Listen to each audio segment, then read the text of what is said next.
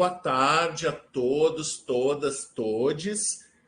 Nós estamos aqui nessa mesa de debate do segundo Seminário Interinstitucional de Ensino, Pesquisa e Extensão do Prof. História, Federal de Uberlândia e Federal de Goiás, e no segundo Seminário Permanente de Ensino e Pesquisa do Programa Profissional em Ensino de História da Universidade Federal de Uberlândia.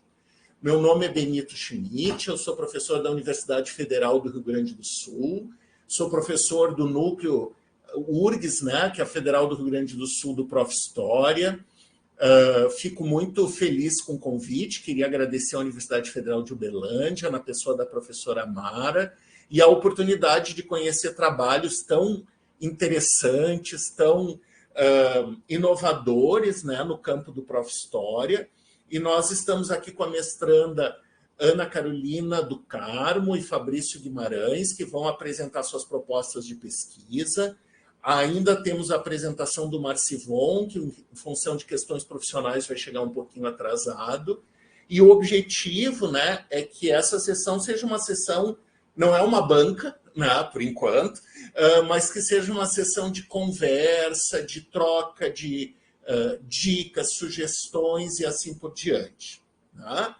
Eu vou passar em breve a palavra para a Ana, que vai fazer a primeira apresentação, pedindo para ela também, enfim, se apresentar, dizendo em que semestre você está do Prof. História, Ana.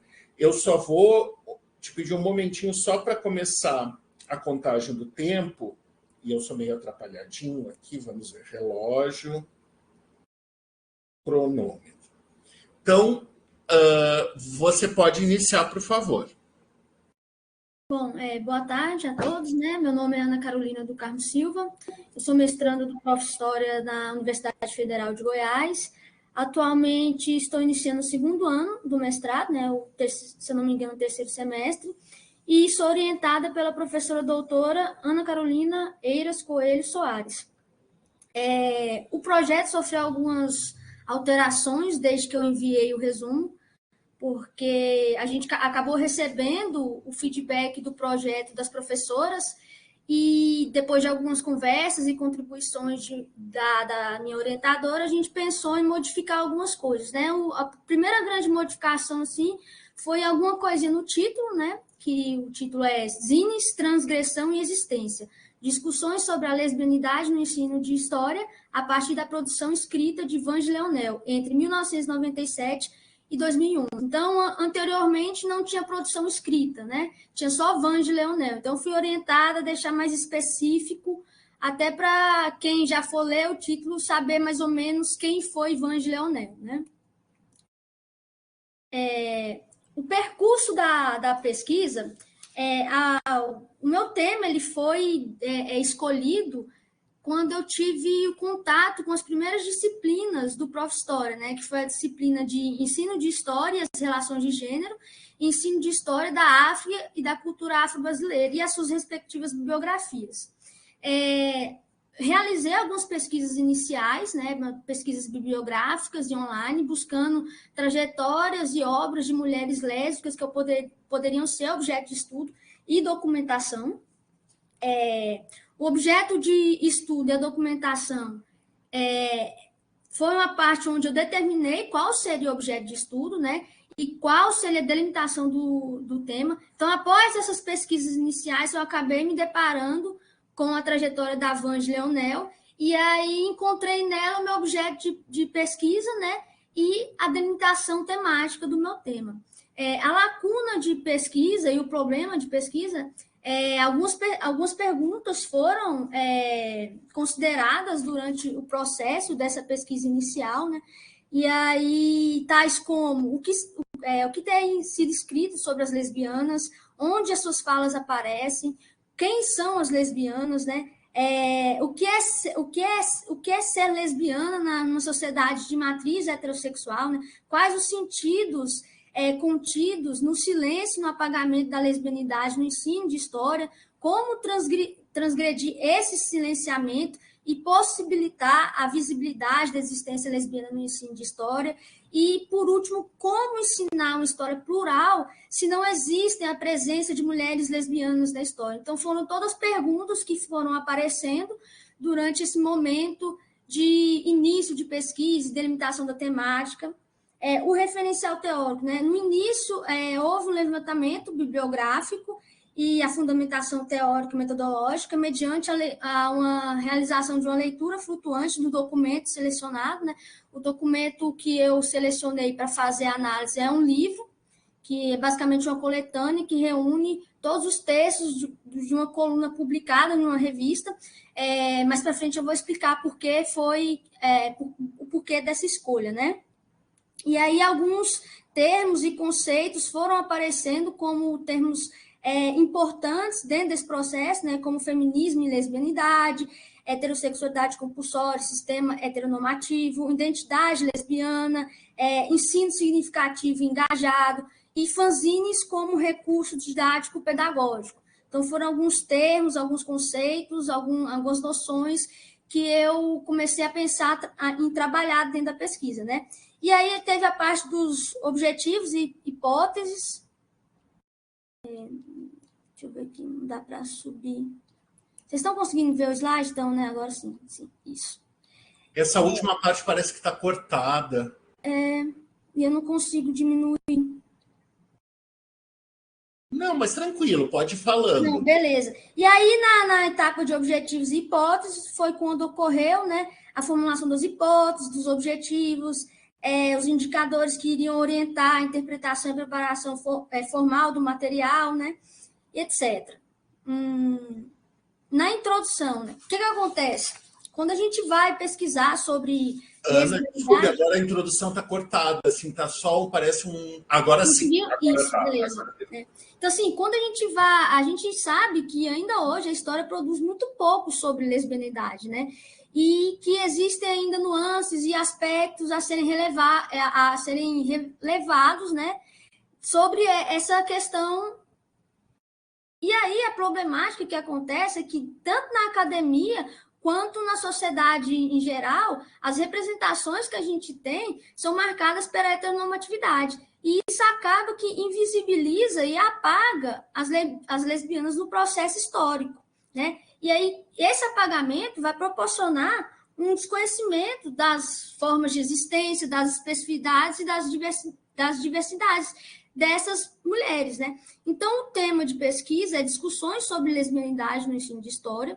A lacuna que eu consegui identificar, apesar da gente saber que existem hoje muitos estudos sobre sexualidade no ensino de história, muitos autores que falam, que abordam o tema, só que sobre lesbianidade em si, dentro do ensino de história, ainda é um caminho pouco explorado. Então, pensei em como transgredir o silenciamento e possibilitar a visibilidade da lesbianidade no ensino de história. E a pergunta que ficou foi: como ensinar uma história plural, se não existe a presença de mulheres lesbianas na história, que possa demonstrar a diversidade sexual existente na sociedade? E aí, dentro disso, como fazer para que a gente consiga ensinar essa história plural? Existem vários caminhos, né? E eu ressaltei alguns caminhos aqui que eu achei bastante pertinentes, né? Que, em primeiro lugar, ocupando espaços em branco, ou seja, narrando nossas próprias histórias enquanto mulheres lesbianas, discutindo sobre a diversidade das manifestações humanas e a busca por tolerância e liberdade de expressão de gênero e sexual, recorrendo aos aspectos legais presentes nos documentos que norteiam a educação, né, como a Constituição Federal de 88, a Lei de Diretrizes e Bases da Educação Nacional de 96, né, os PCNs de 97, 98 e a BNCC de 2018, desculpa. E proporcionando também espaços de diálogo democrático durante o ensino de história, que problematizam a naturalização da exclusão de práticas sexistas e homofóbicas, principalmente na escola, né? E relacionando as conquistas dos direitos políticos, sociais e civis à atuação de movimentos sociais, a exemplo, o movimento lésbico brasileiro. Objetivo geral: potencializar e visibilizar a existência lesbiana e pensar possibilidades para discutir a lesbianidade e ensinar uma história plural no ensino de história a partir da trajetória de vida e produção textual de Vange Leonel no período de 1997 a 2011, bem como repensar os discursos culturalmente naturalizados sobre a sexualidade, abordando um outro viés que englobe sentimentos, afetos, desejos, prazeres e dimensão política. Dentro dos objetivos específicos, foram pensados refletir sobre os desafios, as negociações e as fronteiras de uma educação para a sexualidade no ensino de história, analisar a lesbianidade a partir de diferentes teóricas do pensamento lésbico feminista contemporâneo, pensar a lesbianidade como um movimento social e teoria política, apontar a lesbianidade e o ativismo lésbico feminista presente na produção discursiva de Vange Leonel no período de 97 a 2011, identificar aspectos que demonstrem a busca por tolerância e liberdade de expressão de gênero e sexual presentes nos textos de Vange Leonel e produzir uma coletânea de fanzines temáticos que reúnam propostas didático-pedagógicas que trabalham uma história plural e abordem uma educação para a sexualidade, em especial a lesbianidade, e que evidenciem as contribuições de Vange Leonel para as reflexões, a representatividade e a visibilidade da existência lesbiana. Sobre a fonte. Bom, a escolha da fonte foi determinada pela dificuldade de encontrar exemplares físicos e PDFs em acervos online da revista Sui Generis. Encontrei pouquíssimos exemplares e os que eu encontrei eu tinha que comprar e estavam num preço muito caro. E eu não queria desistir dessa fonte, eu não queria desistir da Vange Leonel. E aí, durante as pesquisas, acabei encontrando esse livro, né? Girls, Garotas Iradas, de 2001. Esse livro, ele reúne uma série de textos inéditos e outros textos publicados na revista Sui Generis, né? Na coluna de mesmo nome. E aí, os textos que são publicados nesse livro, eles vão reunir assuntos diversos, né? Vão ser assuntos que vão falar sobre música, sobre cultura pop, sobre filme, sobre política, mas, sobretudo, sobre a temática lesbiana, né? Ela vai trazer muitas vivências, muitas experiências dela mesma e de pessoas que estavam ali à volta, sobre o cenário político, sobre o cenário cultural. Esse livro ele foi publicado pelas edições GLS, que foram criadas em 1998, e a Vange Leonel contou com a ajuda da ex-mulher dela, a Silmara Bedak, para poder comentar, discutir, propor temas para a coluna e até editar os textos que entrariam no livro, certo? Então, a escolha da fonte foi por facilidade e por reunir os textos que eu realmente queria acessar, que eram os textos da coluna publicada na revista Sui Generis, e o blog dela também encontrei posteriormente. E esse blog vai trazer vários textos inéditos e textos também que ela publicou na coluna para a revista Folha, até o ano de 2010. Ela faleceu em 2014, a Vange Leonel, então ela manteve esse blog até 2011. E aí a minha esperança é que esse blog possa ter algumas informações sobre também a vida pessoal dela, porque eu também pretendo trabalhar um pouco para dar visibilidade para quem era Vange Leonel. Sobre Vange Leonel. Bom, ela era uma cantora, compositora, guitarrista, jornalista, blogueira. Ela também foi dramaturga, romancista, e ela foi muito atuante no movimento lésbico feminista, né? Ela nasceu em São Paulo, em 1963, certo? Vou bem rapidinho. E o que acontece? Ela ingressou no Galf com 17 anos e lançou algumas músicas, lançou alguns álbuns. A música dela mais famosa é Noite Escura, da novela Vamp, certo? Então, assim, ela escreveu alguns livros também, escreveu peças de teatro, e todos os livros e peças de teatro que ela publicou e escreveu foram relacionados à temática lesbiana, certo? A proposta metodológica vai ser realizada uma análise de conteúdo, e eu queria falar um pouco, antes de encerrar, sobre fanzines, né? Qual que é a parte propositiva, né, da pesquisa. Fanzines, né, eles são boletins ou veículos essencialmente informativos de autoexpressão, e onde a matéria-prima é a informação, a troca de ideias e de pensamentos que geralmente são silenciados pelos meios de comunicação hegemônicos, né? Então, o fanzine, ele tem uma autonomia muito grande na criação, desde o início da concepção da ideia, até na coleta de informações, de diagramação, de composição, ilustração, né? Algumas das características principais do fanzine que vão diferenciar ele de outras mídias alternativas é que, desde o início, os editores eles têm eles se encarregam completamente do processo de produção dessa mídia e tem maior liberdade de criação, de execução das ideias, né, porque não tem uma censura dentro do processo de criação desses fanzines. Eles podem ampliar o horizonte de possibilidades de autonomia de criação e pluralidade no campo da educação, e eles são excelentes meios de divulgação de ideia, de conhecimento e troca de experiências, além de ter uma liberdade técnica, de estética e também de acesso fácil aos materiais. Então, para trabalhar dentro de sala de aula, eles são muito pertinentes, porque como a gente geralmente tem um recurso muito reduzido para materiais em sala de aula, o fanzine ele é perfeito, porque às vezes você consegue fazer um fanzine apenas com uma folha, dobrando a folha sem precisar de cola, sem precisar de grampeador. Então, só basta a imaginação e a vontade de compartilhar informações e trocar experiências. Então, acho que é um recurso muito importante para poder ser utilizado em sala de aula, né?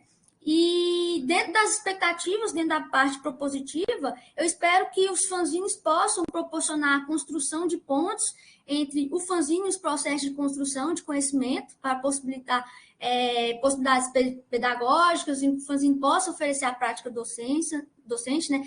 Ampliar o conhecimento e a autonomia do indivíduo, contribuir para a construção de pensamento crítico e para a ampliação de conhecimento, processo de ensino e aprendizagem, né? Então, assim, o fanzine é uma prática muito transgressora, porque ele tira o aluno daquele ser passivo, né? Então, traz o aluno como sujeito ativo do próprio conhecimento. Aproximar os estudantes da leitura e da produção escrita também, e possibilitar a melhora na forma de expressão e buscando novas formas de expressão também, né? Melhorar na autoestima dos estudantes e possibilitar que os estudantes das minorias de gênero e sexualidade poderem ser os próprios autores de suas histórias e também para poder fazer esses alunos se ouvirem, né, serem ouvidos, né, difundir novas formas de aprender, construindo e reconstruindo saberes e estimular a criatividade e o protagonismo em sala de aula, né, onde os alunos possam trazer para dentro do fanzine e também lendo os próprios fanzines novas formas de expressão, como eles se relacionam com o mundo, com si mesmos, né, os desejos e anseios. E a relevância da pesquisa, eu acredito que seja em criar registros que devolvam à lesbianidade o direito à ancestralidade, romper com a lógica de silenciamento das produções lesbianas, né? Valorizar o potencial criativo de publicações lesbianas e ampliar a pluralidade dos registros históricos, promover a compreensão e aceitação e o reconhecimento de todos os indivíduos como cidadãos, né? Colocar os discursos naturalizados e sacralizados culturalmente sobre a sexualidade sob suspeita, contribuir para que a lesbianidade saia da marginalidade e adquira papel importante no ensino de história. E as contribuições para o ensino de história, eu acredito que possa agregar pautas do movimento feminista, que muitas vezes é menosprezado nos meios de comunicação, né? Identificar as contribuições que a lesbianidade, como movimento social e teoria política, proporcionou para os movimentos sociais, né? Abordar a violência sofrida pelas mulheres no país e sua subversão aos discursos sexistas e de comportamento de gênero. Acessar saberes sobre momentos da história pouco divulgados e explorados no que tange a sexualidade das mulheres, né? Desnaturalizar as diferenças, trabalhando a diversidade e a tolerância em sala de aula, no ensino de história, explorar quando determinadas combinações produziram desigualdades, violências, preconceitos e discriminações, elucidando o que implica em vulnerabilidade social de sujeitos ou grupos sociais. E, por fim, permitir que cada estudante tenha voz no contexto de ensino-aprendizagem, a partir do próprio universo cultural, experiências pessoais, criando espaço de divulgação científica, encontro das temáticas de sexualidade e lesbianidade no ensino de história, né? Aí, aqui, para finalizar, algum dos referências... Finalizando aí, tá? E é isso, muito obrigada. Parabéns, parabéns. Bem-vindo, Marcivon. Nós combinamos uma dinâmica de 15 minutos, né? Eu vou avisar quando chegar a 12 minutos para vocês irem concluindo, né? Fazendo aquela amarração final. Então, bem-vindo também. Fabrício, você vai apresentar slides? Não, eu só vim preparado para conversar com vocês. Tá, voz e violão, né? Isso, né? Eu acho que é capela. A capela, certo. Eu só vou marcar aqui direitinho. E mesma coisa, quando faltarem 3 minutinhos, eu aviso para os arremates. Então, muito obrigado, Ana, pela apresentação, super interessante. Tenho certeza que vai gerar um debate bem legal. Então, Fabrício, por favor, pode começar. Olá, boa tarde a todos e a todas. Eu me chamo Fabrício Guimarães, eu sou mestrando Prof. História aqui na UFG, em Goiânia. Eu estou no terceiro período, né? Segundo ano já, preparando aí para escrever, para escrita. E o meu orientador é o Ivan Lima Gomes. Então, o meu projeto, eu dei o título para ele de Vida Louca, Vida Breve, contribuição de uma análise da discografia de Cazuza em LPs para o ensino de história. Então, o meu projeto ele nasce da minha prática mesmo, né, da minha prática de sala de aula. Eu sou músico e eu gosto muito de trabalhar com música em sala de aula. E eu gosto muito de vinil também. Então, eu comecei a levar. Eu fiz uma gambiarrinha aqui em casa, desmontei um toca-disco meu e comecei a levar para a sala de aula, né? Em algumas aulas levar, né? Assim, alguns livros já vêm com algumas sugestões, né? De músicas e por uma ocasião ou outra eu tinha o disco daquela música. Vou levar o disco. E eu notei que a ferramenta vinil me possibilitava algo além da música, né? Que comecei a notar, por exemplo, o interesse, né, a curiosidade dos alunos para com o material mesmo, né? E aí eu comecei a ler para os alunos o ano que foi publicado, que foi gravado, e aí dava para contextualizar aquele período, né? Esse disco foi gravado em 1968, né? Uma vez eu levei para eles o Roberto Carlos em Ritmo de Aventura, para a gente falar sobre a ditadura militar e como havia ali dois grupos, né, que dialogavam musicalmente, né, o pessoal da MPB com mais assim, questão mais crítica e o pessoal da Jovem Guarda, aquela música um pouco mais festiva e tal. Então, eu notei que dava para problematizar muito mais. E aí, então, eu levei essa ideia para o próprio História, e aí os colegas até acompanharam vários debates meus com as professoras, que ela falou, "Olha, não dá samba, tá faltando alguma coisa, tá faltando aí um problema, né?" E aí então eu fui procurar alguns professores, procurei o professor Rafael Sade, um amigo meu, professor também da UFG, e aí a gente conversando, e aí eu falei dos meus discos, das minhas ideias, e ele falou, cara, o Cazuza. E aí eu pensei no Cazuza, assim, e aí o Cazuza me veio como algo muito curioso, porque já vem aí o título do meu projeto, né? Vida Louca, Vida Breve. O Cazuza tem uma dimensão histórica que é muito grande, parece que ele tem décadas de carreira, mas na verdade o Cazuza tem 7 anos de carreira. E ele traz para a gente uma contribuição muito grande assim para entender a história do Brasil em qual ele estava inserido. E o Cazuza ele faz um movimento contrário das outras, da maioria dos seus contemporâneos, né, que começam com um discurso mais politizado, radical, e aí vai amenizando o seu discurso ao longo da carreira, né? A gente pode citar aí, sei lá, a Legião Urbana, né? Que aí vem com um disco com várias contestações, com músicas, né? Que inclusive vai influenciar o Cazuza, né? Como que país é esse? E aí depois termina a carreira com músicas um pouco mais tranquilas, né? Mais introspectivas, falando mais sobre os sentimentos humanos e suas amarguras. Aí os Titãs também vão na mesma linha, enfim. Mas o Cazuza ele faz o contrário. O Cazuza começa cantando uma música mais próxima ali daquele sentimento da juventude, de um pequeno burguês, e termina a carreira com um discurso mais radicalizado, né? Então, isso me chamou muita atenção. Então, eu falei, vamos trabalhar com Cazuza.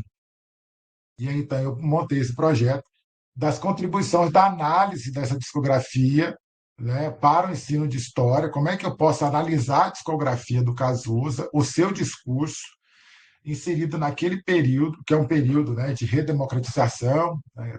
A gente inicia o década de 80 sob uma ditadura militar e termina a década de 80 com a primeira eleições, né, aí da nova república, né? Então é um período de mudanças muito grande e a gente nota, né, uma mudança muito grande do discurso do Cazuza nesse contexto. Então, eu pensei, como é que eu posso fazer essa análise desse discurso?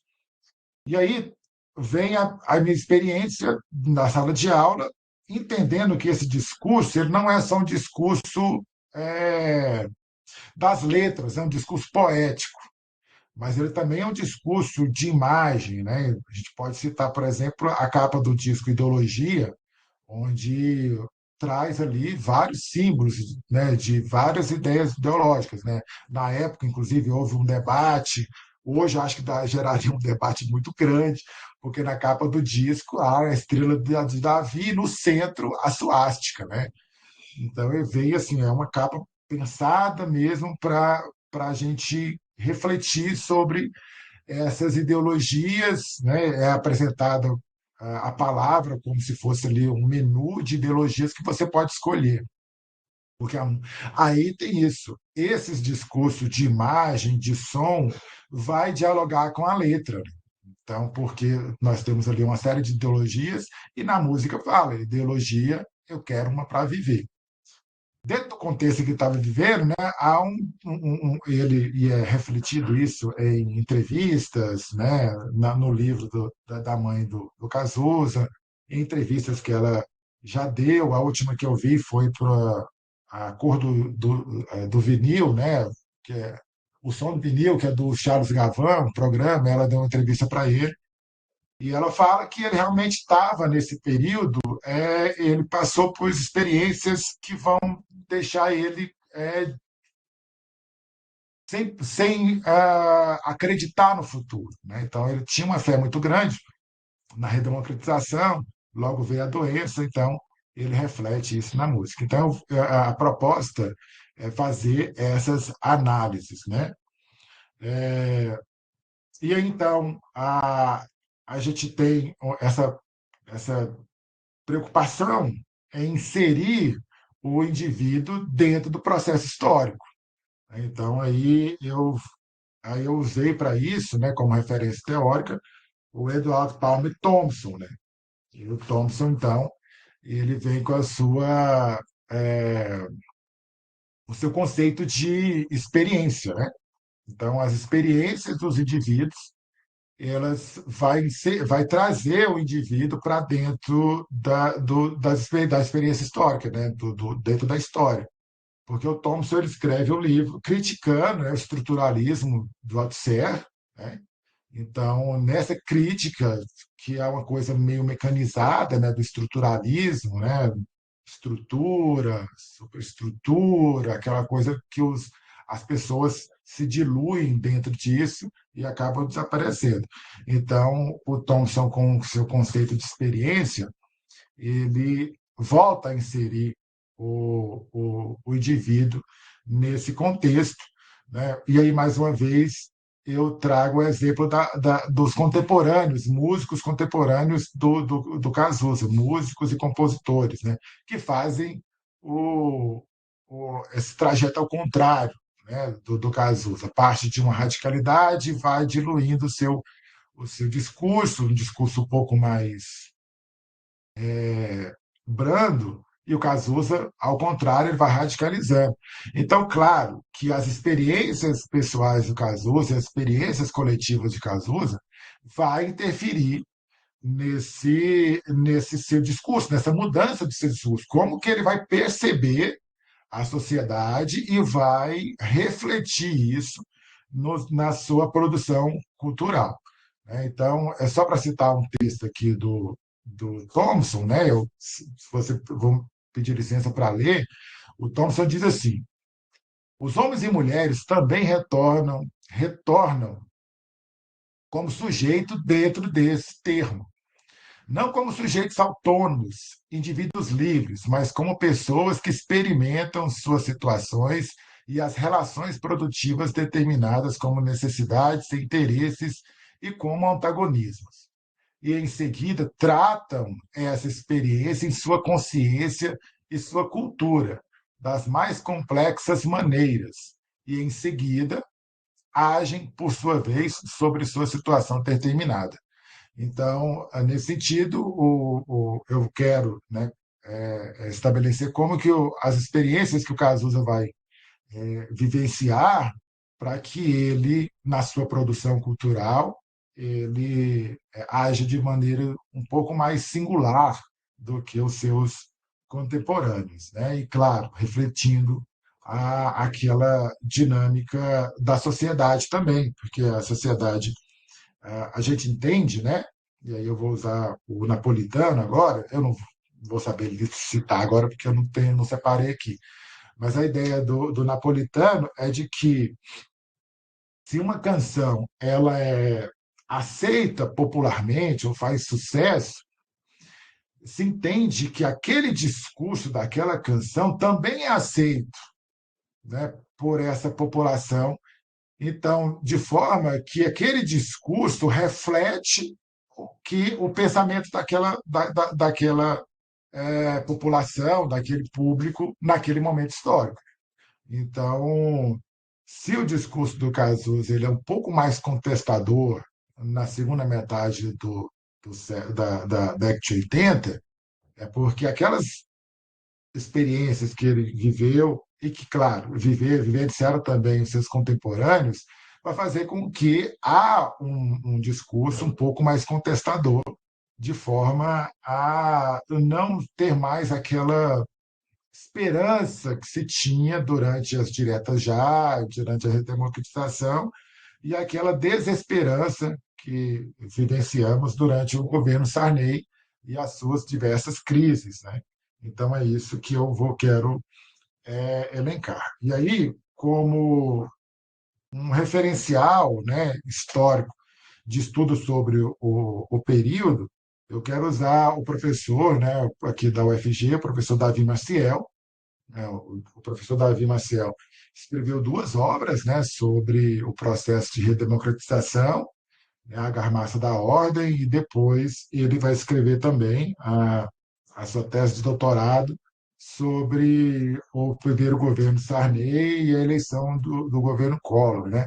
Então, eu tenho como referências, e aí já falando, né, sobre as fontes que eu quero usar, além da discografia do Cazuza, claro, além das obras sobre a vida dele, escrita pela mãe, principalmente, eu quero usar esse referencial do Davi. Também já citei aqui, eu vou citando assim de forma sem explicitar, né, que seria uma referencial, mas claro que fica evidenciado que o meu referencial teórico é o Thomson, né? Então, eu vou usar o Davi. Já partindo para as considerações finais, né? Eu acho que eu falo muito, acho que eu não falei a metade do que eu anotei aqui. Eu quero trazer como justificativa, né? Na prática da sala de aula, eu tenho muita preocupação com isso, né? Da minha pesquisa ser uma pesquisa útil para a sala de aula, né? Então, eu penso que utilizar a música, utilizar recursos visuais, materiais na sala de aula, nos traz a possibilidade de fugir do engessamento que trouxe a BNCC para o ensino de história, porque nós temos um currículo engessado, onde em qualquer lugar, né, de Goiânia, de Goiás, do Brasil, independente da realidade em que se está inserida aquela comunidade, se ensina o mesmo currículo ao mesmo tempo. Então, eu acho que é uma forma da gente tentar driblar, né, ou pelo menos tornar um pouco mais maleável essa abordagem do currículo, de forma que fuja daquilo que é quase que imposto a todos nós professores do ensino básico e do ensino médio. É isso. Obrigado. Obrigado, Fabrício. Super interessante também. As músicas do Cazuza me trazem muitas lembranças, né? E vou perguntar para o Marcivon se ele vai utilizar slides ou não, porque aí o Thiago já te passa a administração dos slides aí. Boa tarde a todos. Eu não vou usar não, professor. Eu sei que é o Fabrício. Tá, joia. Então, só vou marcar aqui o tempo. Você pode iniciar, por favor. Então, boa tarde a todos, né? O meu projeto, a proposta dele é construir, né, a história dos catadores e catadoras de materiais recicláveis no Brasil, né? E a ideia é construir um acervo digital com esses materiais que vai representar, né, as representações dos trapeiros, né, nos jornais cariocas no período da Primeira Guerra Mundial, né? Essa é a proposta, né, que eu estava me reunindo com o meu orientador. O meu orientador é o professor Rafael Sade, aqui da UFG também. E esse projeto ele não é uma proposta, vamos dizer assim, individual, né? Ele é uma proposta coletiva, que já existiu um trabalho por trás, né? Que o professor Rafael Sade coordena, ele coordena uma aceleradora social aqui na UFG. Que ela presta assessoria, né, técnica para os catadores, né? Aí, durante a pandemia, ele teve um projeto de cursinho, né? Cursinho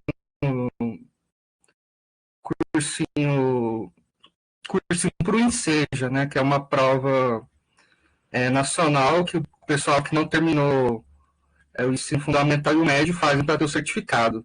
A gente montou esse cursinho, né? Voltado para os catadores. E aí, na época, eu fui professor de história do cursinho. E foi nessa época do cursinho que a gente começou a achar alguns materiais sobre a história dos catadores na hemeroteca digital, né? Aí como que a gente começou a achar muito material, e a gente viu que não existia uma história acadêmica, né, sobre a história dos catadores, né? A gente acabou vendo essa possibilidade, né? Mas aí isso foi fruto de um trabalho coletivo, né? De todo mundo estar na aceleradora social.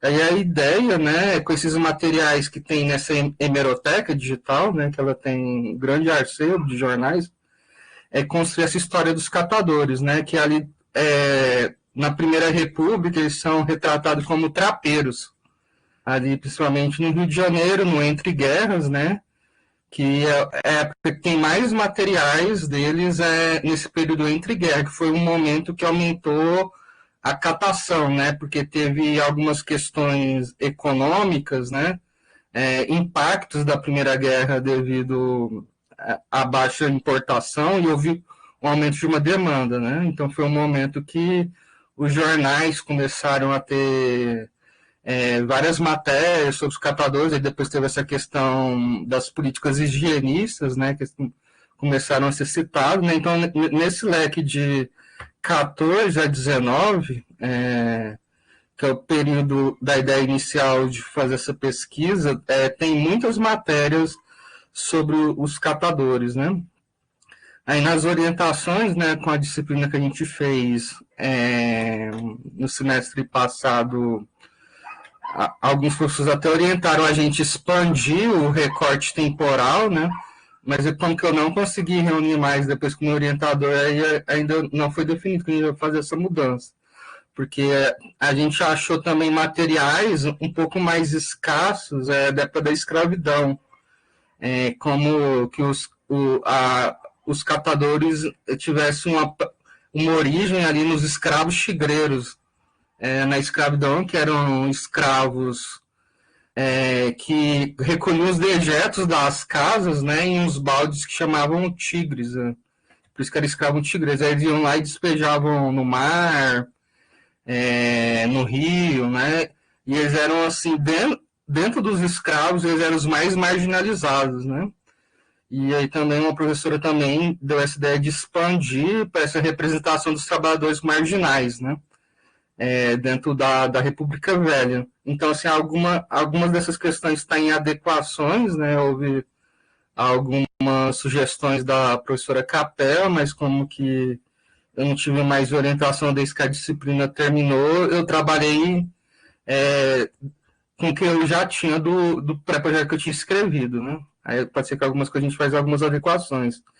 Aí a proposta vai ser fazer esse arquivo, né, digital, que ele vai servir para os próprios catadores, né, reconhecer a sua história, a sua consciência, né, a ideia é até fazer um evento com a UFG, com o movimento dos catadores, que a gente presta essa assessoria, e também, como produto didático, né, a ideia é construir um material didático no acervo que dá base para os livros de história contarem tanto a história dos catadores e discutir temas, né, como sobre a importância dos catadores para o meio ambiente, sustentabilidade, né, e tudo teria nesse acervo, né, que seria, então, assim, seria um site que ele seria tomado conta pela própria aceleradora social, né, que ela é um projeto de extensão aqui que a gente tem aqui na Faculdade de História.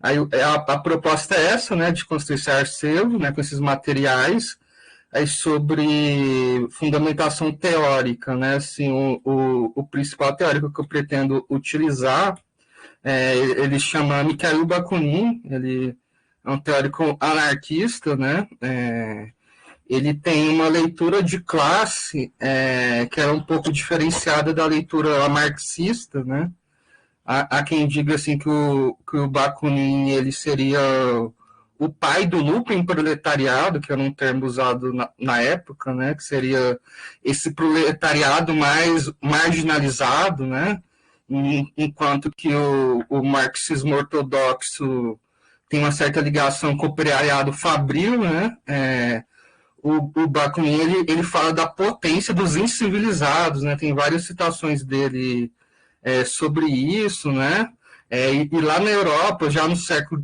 XIX, quando eles tinham essa divergência com Marx, né, tinha uma polarização dos trabalhos deles, né, do Marx se concentrar mais em países como a Inglaterra e a Alemanha, né, que já tinha um proletariado, vamos dizer assim, mais estruturado, né, enquanto isso o Bakunin tinha uma potência nos países mais latinos e eslavos, né, no país que tinha os camponeses, né, depois a Rússia, né, que tinham outras propostas, né? Então, assim, tem um texto dele que eu utilizo muito, que chama A Ciência e a Questão Vital da Revolução, né? Que ele faz essa leitura que a classe social para ele é uma questão viva, e ela é uma questão de correlação de força, né? Que ele faz uma descrição das classes sociais na Rússia, né? Ele vai dividindo em várias categorias e ele coloca potência, né, nesses sujeitos incivilizados. Então, ele tem muitas contribuições para esse debate. A gente poderia falar do proletariado marginal, trabalhadores precarizados, né, e depende do termo, né, por exemplo, dentro do marxismo ortodoxo, por exemplo, tem o Rui Braga, que eu acho que ele é da USP ou da Unicamp, que tem algumas discussões sobre o precarizado, que eu também pretendo usar. Aí eu vou utilizar principalmente o Bakunin para entender assim, quem que é esses catadores, que cor eles são, qual que é o recorte de gênero, étnico, né? Várias discussões desse tipo eu pretendo fundamentar nessa noção de classes sociais do Mikhail Bakunin, né? Aí eu também vou ter que usar alguns teóricos que trabalham como fonte, né? Que eu estou pegando algumas orientações, alguns que eu não domino tanto também, que depois que o professor quiser falar algumas contribuições, né? Eu vou utilizar também o Chartier, né, para fazer essa discussão sobre cultura e representações. E deixa eu ver o que mais. E os próprios materiais do Rafael Sadi, né, que ele também escreve, né, ele, apesar de ser da didática da história, ele anda escrevendo sobre a história dos catadores também. Inclusive, ele escreveu um artigo que me ajudou bastante sobre a história dos catadores, assim. E não sei como que está o meu tempo. 9 minutos. Nossa, ele tem 9 minutos agora, né? Ainda tem mais 6. Deixa eu pensar aqui o que mais.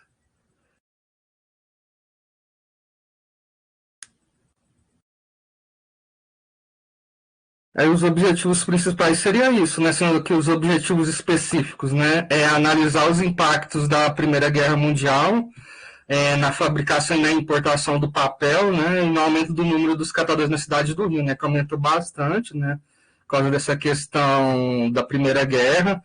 Identificar o perfil, né? De classe, de gênero e étnico-racial dos catadores, né? Que eu pretendo utilizar o Mikhail Bakunin e compreender todo o funcionamento da cadeia produtiva da época, né? Desde o material coletado pelos catadores, passando pelos lugares que eles utilizavam, bem para quem que eles vendiam e todo o processo produtivo da época, né?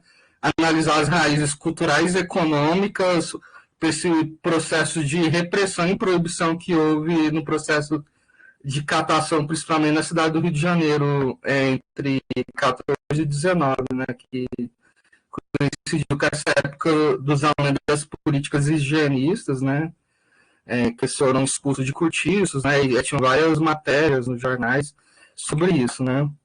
Aí eu tô meio assim nesse pé, né, eu tô discutindo aí essas mudanças que a gente teve com a disciplina com a professora Capel, né, que ela deu a ideia de voltar mais um pouco, né, de discutir lá na escravidão, né, que eram esses escravos tigreiros, que é antes dos trapeiros, né, primeiro seriam os escravos tigreiros, que ainda não está no meu projeto, né, que eu teria que acrescentar.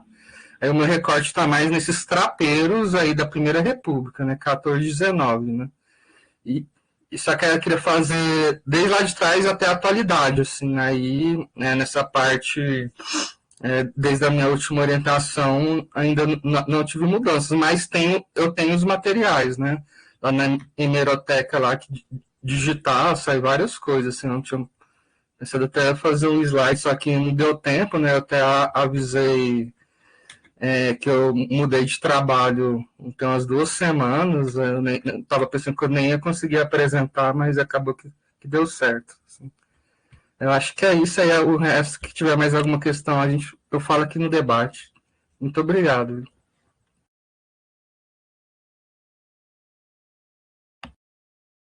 Que bom, Marcivão, que você conseguiu compartilhar com a gente o seu trabalho, que coloca mais um vértice aí, né? A gente sempre fala que através do Prof. História a gente pode alimentar esse diálogo entre o ensino universitário e o ensino básico, e você coloca mais uma ponta aí, faz um triângulo, né? Também com o movimento social, com a cooperativa dos catadores, então são 3 lugares aí dialogando, se alimentando, e é isso que a gente quer no Prof. História. Eu vou marcar o meu tempo também, gente, porque eu sou uma matraca, então eu me conheço também, vou marcar um tempinho aqui para mim, eu acho que vou colocar aqui também, peraí, 15 minutinhos, eu acho que eu não vou usar tudo, mas é bom eu controlar. E, primeiramente, parabenizar vocês 3, né, pelos trabalhos. Tive muito prazer de ler os resumos dos projetos e agora ouvi-los e ouvi-la também. Depois a gente vai abrir um espaço para participação do público, né? Inclusive, se tanto vocês podem fazer isso aí abrindo o microfone e a câmera ou colocando as questões aqui no chat para que Ana, Fabrício e Marcivon possam responder também. Eu fiz algumas pequenas observações nos projetos de vocês, na parte escrita, né? Mais pontuais, assim, sugestões de leitura, algumas sugestões que eu acho, isso tem que aprofundar um pouco mais e tal, mas, obviamente, a palavra mais importante é da orientadora, dos orientadores de vocês, que estão acompanhando o percurso, né? Pelo que eu entendi, vocês três são colegas de turma, eu acho, né? Então, que estão acompanhando o percurso de vocês, agora vocês estão nesse momento, né, de já terem feito a maior parte das disciplinas e agora esse desafio de construir uma dissertação em ensino de história, né, um mestrado profissional em ensino de história. Então, fiquem muito à vontade, né, eu vou fazer assim, o papel um pouco daquele leitor externo que não está acompanhando o percurso de vocês e que às vezes é bom, né, porque a gente, às vezes, vai ficando muito viciado, entre aspas, no nosso próprio tema, vai perdendo um pouco o distanciamento, e o próprio orientador e orientadora, às vezes, também, estão ali naquela coisa, diminui, delimita, elabora o problema, está muito grande, está muito pequeno e tal. Então, tomem as minhas considerações como observações de alguém que não conhece o percurso de vocês. Tá? Eu depois vou colocar aqui no chat o meu e-mail, aí eu posso mandar para vocês, se vocês só me lembrem, né? Olha, aqui é o Marcivon lá do seminário, eu mando com as minhas anotações, que não vale a pena agora, né, entrar no detalhe aqui de cada projeto no debate mais coletivo.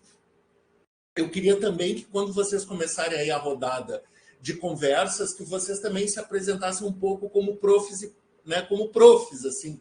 Olha, eu sou professor do, sei lá, ensino municipal, ensino estadual, ensino médio, fundamental 1, 2, fundamental 2, na verdade, né? Um pouco como é que vocês estão no chão da sala de aula. E eu vou começar com uma observação geral para vocês três e depois algumas pequenas coisas específicas de cada trabalho.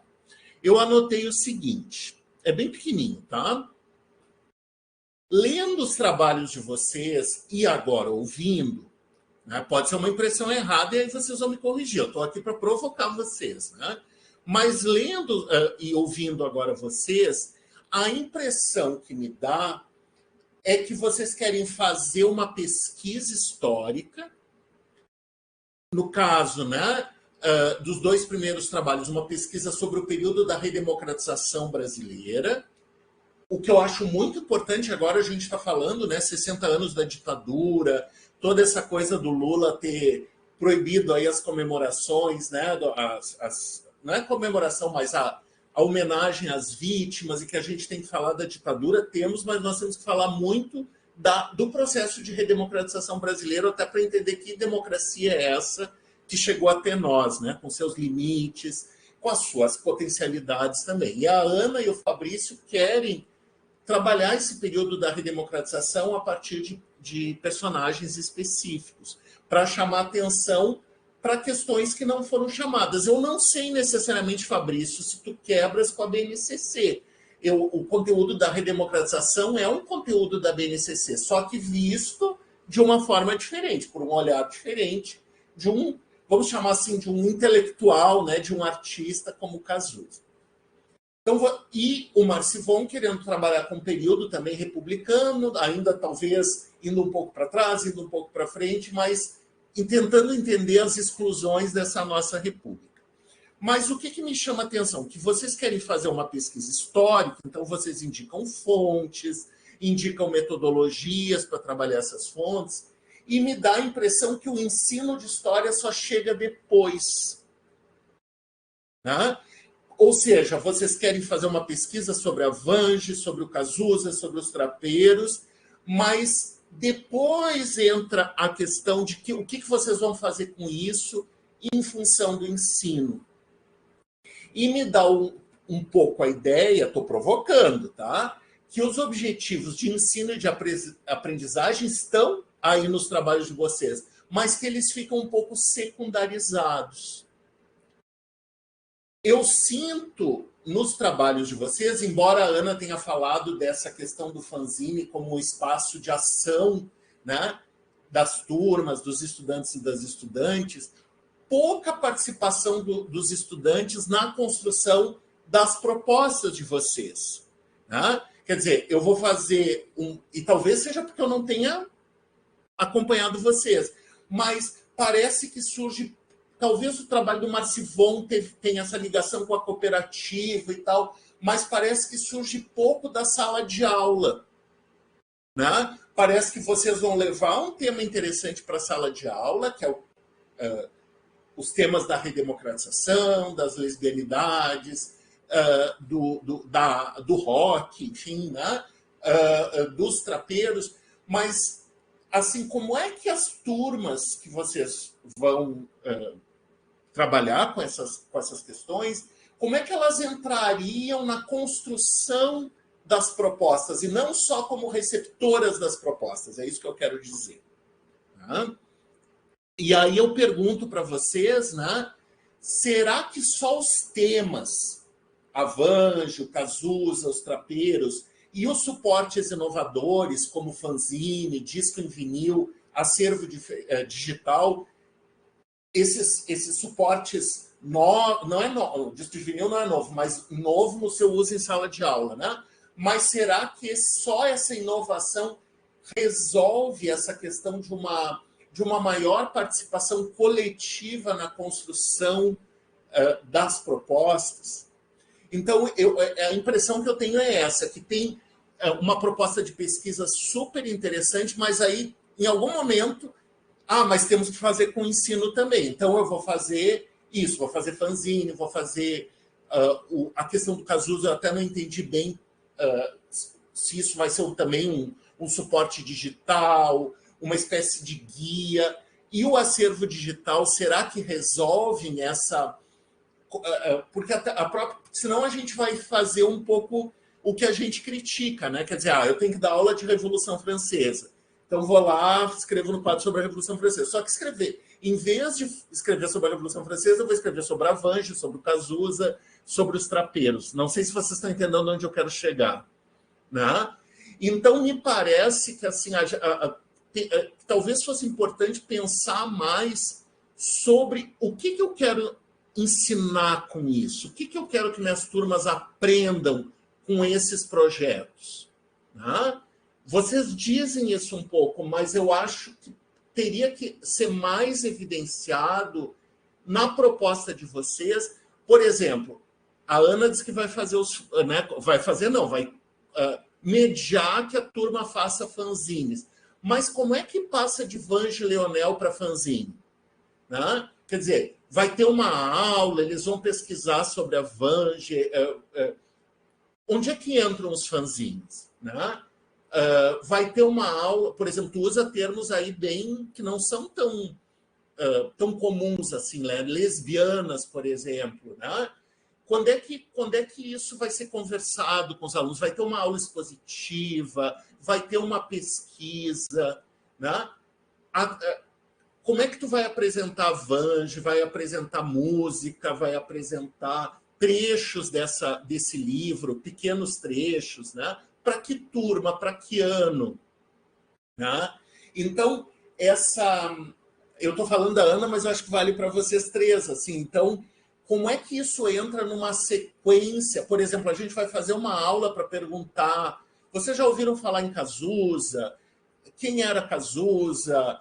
Vocês já ouviram alguma música deles? O Fabrício, que é músico, vai lá, toca uma música. Como é que vai ser essa sensibilização? Que para vocês eu tenho certeza que esse tema é um tema visceral, assim, um tema do coração. Mas como é que a gente divide esse interesse com as turmas? Tá? Vamos fazer fanzine, mas como é que a gente chega nesse ponto numa proposta didática? Tá? E nas propostas do Marcivon e do Fabrício, por exemplo, do Marcivon, que acervo digital é esse? O que é um acervo digital? Assim, eu penso tu disse, vai ser uma aba do site lá, acho maravilhoso. Mas eu, como sou muito ignorante nas questões digitais, e talvez seja um caminho de leitura e um pouco sobre história digital. Como é que se constrói? Vai ter ali fotografias, os links da hemeroteca digital, mas como é que a gente vai convidar os catadores e as catadoras e os professores e as professoras para se interessar por aquele material? Do tipo, você sabia que vai ter ilustrações? Porque, por exemplo, o site da hemeroteca digital é um site difícil. Né? A gente tem que entrar lá, botar as datas, aí vem a notícia, às vezes pode ser catador, não tem nada a ver com os catadores, mas pode ser uma palavra que apareceu ali no meio e tal. Como é que tu transforma isso num material mais acessível para o grande público? E aí, Marcivon, eu acho que tu pode realizar a tua proposta sobre um acervo digital sobre história dos catadores e das catadoras, né? E, de repente, fazer só uma parte para a dissertação desse acervo digital, deixando as outras partes para a continuidade do teu trabalho, deixar em construção. Tu faz o planejamento, olha, vai ser assim, aqui vai ter isso, aqui vai ter aquilo, até em termos visuais, para ter um visual bonito, atrativo, gostoso, de fácil acesso. Olha, mas eu, para uma dissertação, não tenho como fazer tudo isso. Então, eu vou fazer essa parte específica, que são os trapeiros, durante a Segunda Guerra. Ou Primeira Guerra, agora me perdi. Mas eu acho que mais importante do que definir isso é definir, assim, o que eu quero que quem for ver esse material aprenda. Uma questão muito básica, que tu diz ali no teu projeto, olha, que os catadores não são só um fenômeno contemporâneo, que eles têm uma história muito mais longa. Como é que eu mostro isso? É com uma linha de tempo?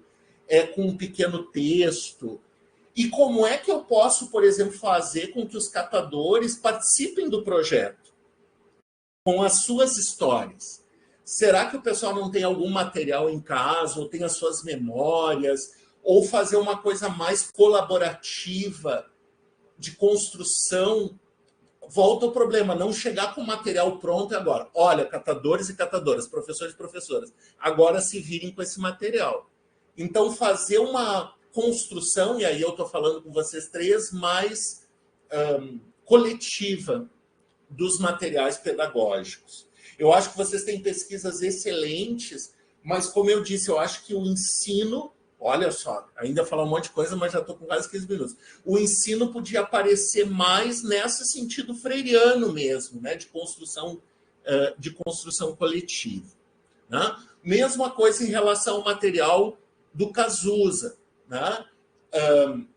Como, assim, eu vou ter os vinis e os encartes, e aí um pequeno texto relacionando com o contexto da época, ou eu vou criar um pequeno roteiro para os colegas e as colegas professoras trabalharem com essas músicas.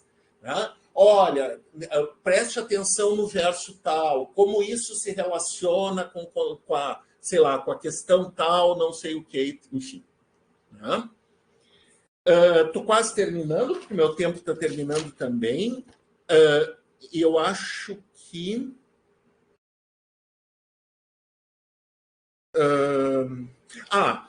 para o trabalho do Fabrício, eu acho que tu tem que te agarrar mais com o Thompson. No sentido, assim, tu fala do Thompson e depois no teu texto tu começa a falar de infraestrutura e superestrutura. O Thompson não gostava dessa separação. Inclusive, ele era um crítico dessa ideia, justamente por ser uma ideia do marxismo ortodoxo. E outra questão, eu acho, Fabrício, que tanto no texto quanto agora, tu está muito tímido em dizer a palavra AIDS. A doença, tu disse. Né? Não, a AIDS foi fundamental para que o Cazuza revisse uma série de suas concepções artísticas e poéticas. E a AIDS tem uma história, tem trabalhos, né, importantes sobre os anos 80, trabalhos de história, não de medicina, sobre a história da AIDS e como isso marca a sociedade, a moralidade. Justamente no momento que a gente estava saindo da ditadura, chega a AIDS.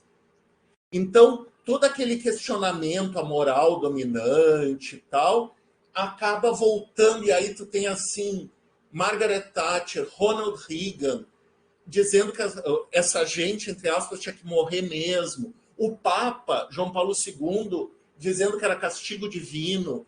Então, se tu não levar em conta a AIDS, enfrentar como um problema histórico, eu acho que tu não entende o Cazuzo. Senão fica assim, essa doença, não. A AIDS é um fenômeno social e histórico, além de biológico, enfim. Finalmente, sobre a Vange, eu acho que é muito interessante, Ana Carolina, e eu marquei isso um pouco no teu texto, e tu colocou uma pergunta assim, o que é ser lesbiana? E eu acho que é bem legal marcar que o que é ser lesbiana mudou muito ao longo da história. Tá? Por exemplo, uma palavra como sapatão, que hoje é reivindicada com orgulho, eu sou sapatão, nos anos 80 era um estigma. Tanto que tinha aquela coisa da lesbian chic, que, entre aspas, tinha que ser feminina. Né? E a Vange. Então, mostrar que isso tem a ver com classe, que isso tem a ver com raça, que isso tem a ver com um monte de coisa, né? E situar a Vange nessa história mais ampla da comunidade. Tem um grupo bacana, depois posso te colocar em contato também. A gente criou uma rede de historiadores LGBTQIA+, e várias meninas discutindo, tem até os arquivos lésbicos brasileiros, já tem muito trabalho sobre a Cassandra Rios e tal. Acho que o teu trabalho vem muito a calhar, assim, numa história das lesbianidades no Brasil, né? Eu jamais falaria, assim, no singular, porque a gente sabe que são experiências muito diversas, né? E trabalhos, assim, bom, tu citaste, né? Os arquivos lésbicos brasileiros e tal, tem muita coisa, e pensar isso, né, na historicidade do ser lesbiano, e pode ser muitas coisas. Né? Mas eu queria muito que vocês falassem sobre essa questão do ensino mesmo, né, da questão mais pedagógica. E olha, é o que eu sinto com os meus orientandos também, não é nenhuma coisa específica dos trabalhos de vocês, porque é difícil mesmo, né, fazer uma pesquisa que esteja nesse cruzamento, de ser uma pesquisa histórica, com problema, com fonte, com metodologia, mas ser uma pesquisa de ensino de história. E como que essa questão do ensino assim pode impactar mais e ser mais pensada no trabalho de vocês. Isso que eu queria ouvir vocês um pouquinho. Então, podemos fazer uma rodada, não precisa ser na mesma ordem, quem quiser falar. E o pessoal que quer fazer perguntas já coloca uma mãozinha, ou sugestões, ou comentários, já coloca uma mãozinha aqui no chat, ou coloca um quero falar, que para eu controlar um pouco o tempo depois de cada pergunta, por favor. Quem começa? Eu posso começar. Vai lá, Fabrício, por favor. Tá. Então, sobre essa questão do ensino, eu acho que agora eu estou ouvindo o contrário, porque a crítica ao meu projeto é só ensino, não tem problema. Agora, ao contrário, né? É só pesquisa e cadê o ensino? Porque, como eu falei, a minha ideia partiu de experiências de sala de aula. Então, porque eu vejo no uso do LP essa potencialidade, né, de ultrapassar simplesmente a questão do discurso escrito, né, da gente analisar a sonoridade, analisar o material, para você ter uma ideia. Eu, esses dias, o ano passado, né, a gente estava falando sobre industrialização, e aí a gente falava sobre o Fordismo e o Toyotismo. Eu levei dois LPs. Eu levei um LP do Cazuza não,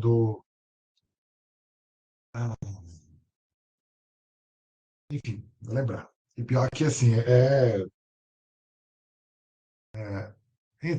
eu levei um de 83 e um do Caetano, olha, um do Caetano de 1983 e levei um do Caetano, o último dele, que saiu em LP também.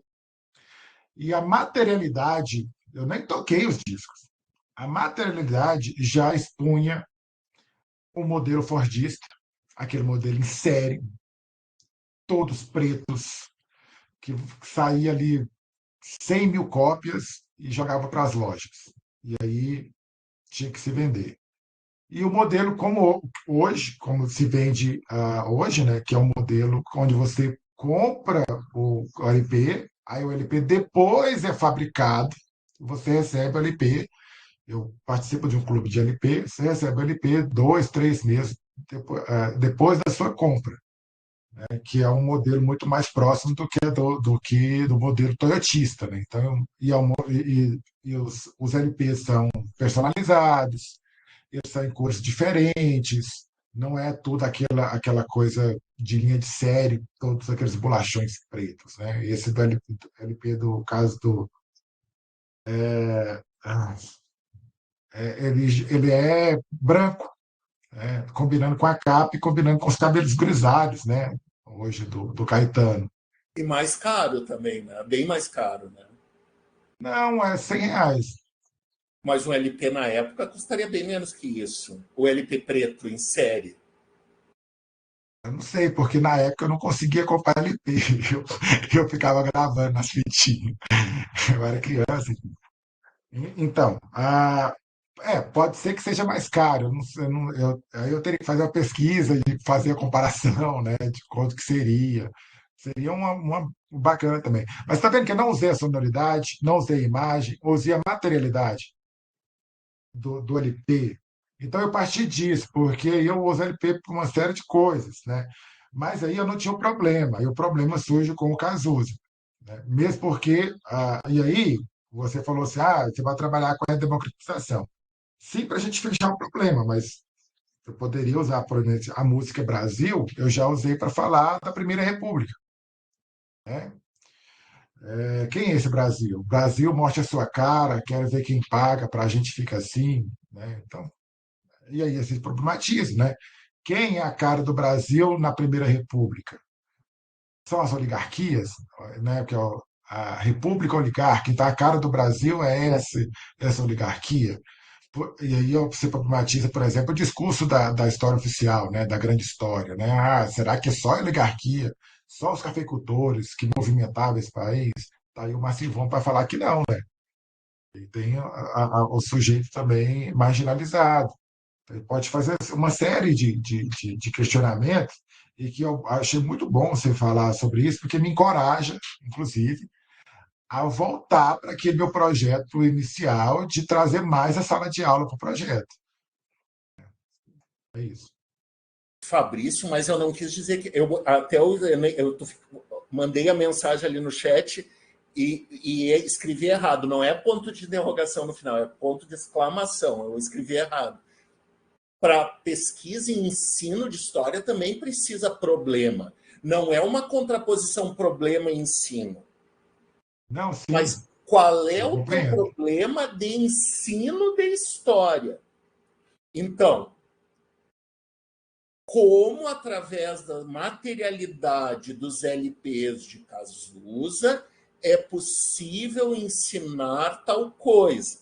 Por exemplo, não estou dizendo que é isso, mas a gente precisa sempre, para qualquer pesquisa, ensino de história, em história, digamos, pura, né, de pesquisa histórica, a gente precisa de problemas de pesquisa. Senão a gente só vai contar, olha, eu usei o LP para tal coisa, também pode ser para aquilo, também pode...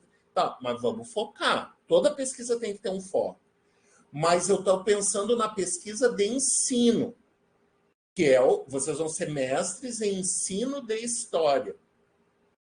Tá? Então, eu acho que é bem importante pensar assim, o que tu quer que teus alunos aprendam através desses LPs? Eles podem aprender muitas coisas, mas isso é a experiência. Mas nessa pesquisa, tu quer ensinar para eles a potencialidade dessa fonte para entender o passado, é um objetivo.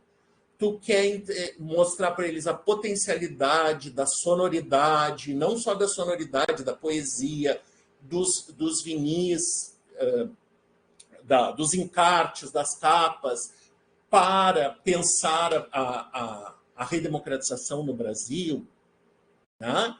Então, assim, pensar a pergunta não só relacionado ao Cazuza, mas ao que esse trabalho que tu faz ensina para as turmas. É nesse sentido. Não sei se eu me fiz entender. Não, Não é foi uma perfeito. contraposição. É junto, é ensino problematizado. Tá?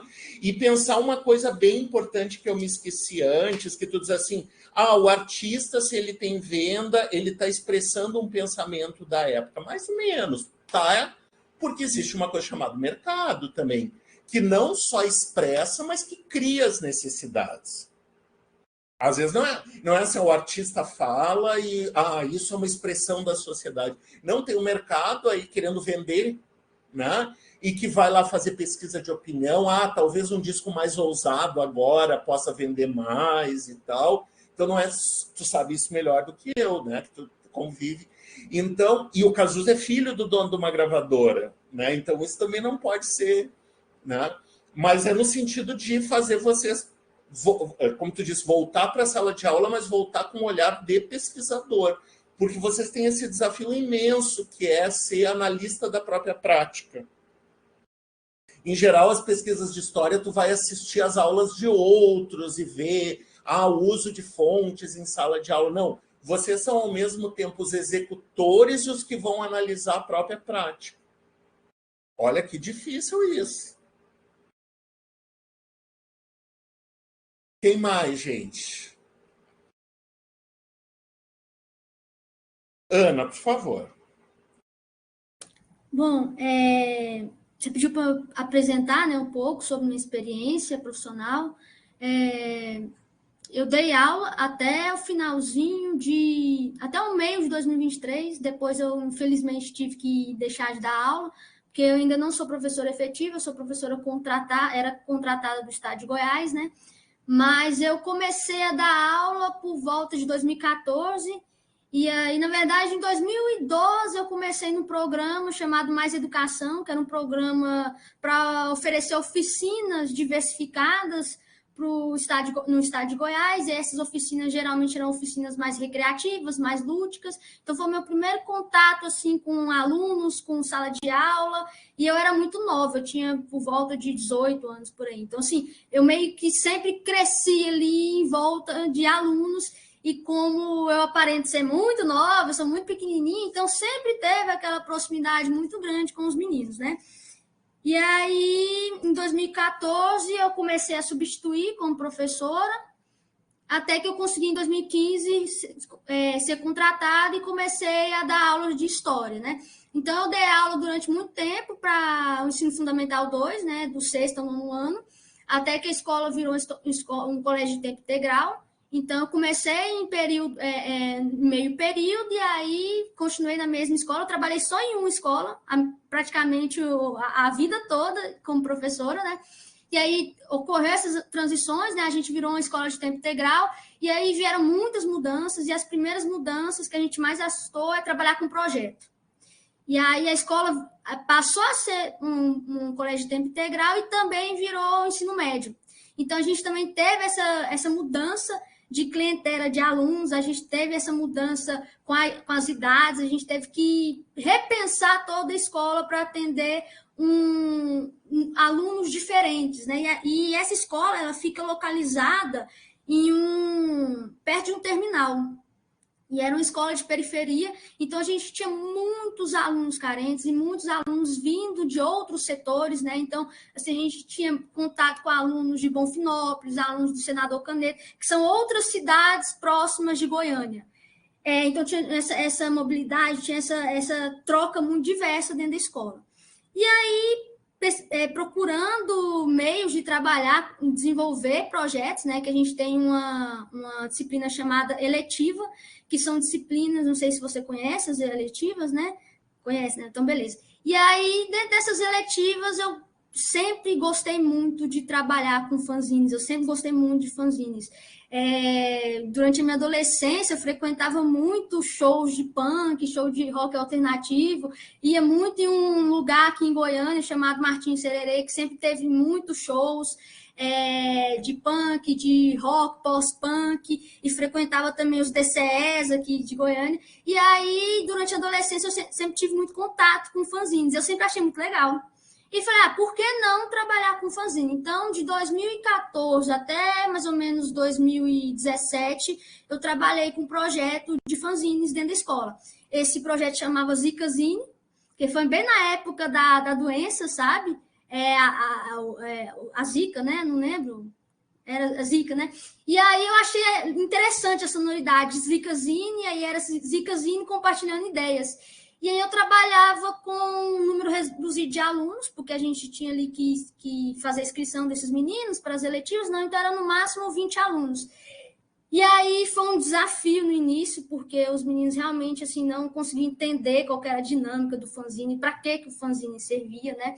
E aí a gente teve todo um processo para poder explicar como que o fanzine poderia ser utilizado em sala de aula, qual que era a serventia do fanzine, quais eram as especificidades, o que poderia ir dentro do fanzine, como trabalhar, qual a estética, né, quais os materiais, os recursos que a gente podia utilizar. E aí o fanzine começou a ser produzido por esses 20 alunos, e a gente pegava e selecionava assuntos que os alunos achavam interessantes, assuntos que estavam ali dentro da escola, e a gente sempre colocava indicações de filme, de séries, de música, coisas ali da cultura dos meninos, do universo deles, né? E aí tinha um grupo, sempre tem um grupo dos alunos que gostam muito de desenhar, sempre tem um grupo dos alunos que gostam de escrever, e tem um grupo dos alunos que gostam de fazer pesquisa, então era muito assim dividido, né? Alguns ficavam com a questão visual do fanzine, né? Desenhavam as capas, aí cada mês tinha uma edição diferente dos fanzines, e aí a gente ia trocando as capas, e aí tinha arte dentro, às vezes era arte feita com colagens, e aí esse fanzine ele era uma unidade específica, né, que era composta por todos esses alunos, mas ao longo do tempo também fui percebendo que eu poderia utilizar os fanzines dentro do ensino de história, dentro da própria disciplina de história, né? E aí, inclusive, eu, no meu trabalho de conclusão de curso, né, no seminário de estágio, eu apresentei alguns dos fanzines produzidos pelos meus alunos. Eu me lembro que um aluno produziu um fanzine sobre animes e Segunda Guerra Mundial, o outro pegou e fez sobre as mudanças tecnológicas dos videogames ao longo do tempo, e uma outra aluna trouxe muito bem a noção de tempo, e ela usou a música do Nação Zumbi. E aí eu trouxe esses 3 exemplares individuais, né, que teve um momento que a gente produzia o exemplar único para ser vinculado, né, distribuído na escola. Então, assim, eu consegui, com a coordenação da escola, imprimir uma série de fanzines para a gente poder expor, distribuir nas salas de aula, mas também tinha os fanzines individuais que os próprios alunos produziam ali, eles mesmos, sem a ajuda de outros, sem ser coletivamente, né? E aí eu utilizei esses 3 fanzines para explicar no estágio, no relatório de estágio, eu utilizei, etc. E assim, eu sempre gostei muito, porque eu sempre percebia que o fanzine me aproximava muito dos meus alunos. E eu ficava muito feliz, porque eu percebia que, às vezes, a gente acha, os meninos não se interessam por nada, e eles têm muita dificuldade de se concentrar em um assunto específico e de buscar pesquisa sobre esses assuntos. E aí o fanzine vinha e quebrava isso tudo, porque às vezes, assim, lógico que nem sempre funcionava, né? Mas acho que, para mim, na minha experiência, o ganho mais importante foi ver aquele aluno que não se comunicava, aquele aluno que não se expressava, aquele aluno que era completamente retraído, e aí, quando você pegava o fanzine que aquele aluno tinha feito, você tinha um universo muito grande, e você conseguia acessar minimamente, pelo menos, a mente daquele aluno, sabe? Ele conseguia se expressar e, assim, desencadeava um gosto pela leitura, pela escrita, pela pesquisa, né? E, assim, em 2014, os meninos tinham muito mais dificuldade de mexer no computador. Então, a gente teve também um momento de ensinar a editar, de ensinar a mexer no Word, a diagramar o fanzine, né? Porque antes a gente fazia... Não, estou convencido que o fanzine é legal. Não, beleza. Então, mas assim, como é que a Vange pode chegar no fanzine? O que acontece? A gente teve um momento que a gente apresentou os projetos também para a nossa turma, e aí os meus colegas falaram, tá, mas aí como que eu vou ensinar isso na sala de aula? Como que eu vou trabalhar com isso com os meus alunos, né? E aquilo me pegou assim de um jeito e falei assim, realmente, né? Como, né? Naquela época eu não tinha uma resposta tão concreta. Acho que hoje ainda eu também não tenho tanta certeza, porque eu acho que ainda estou no processo de identificar isso, de construir. Mas, primeiramente, eu conversei com a minha orientadora e joguei essa questão para ela, né?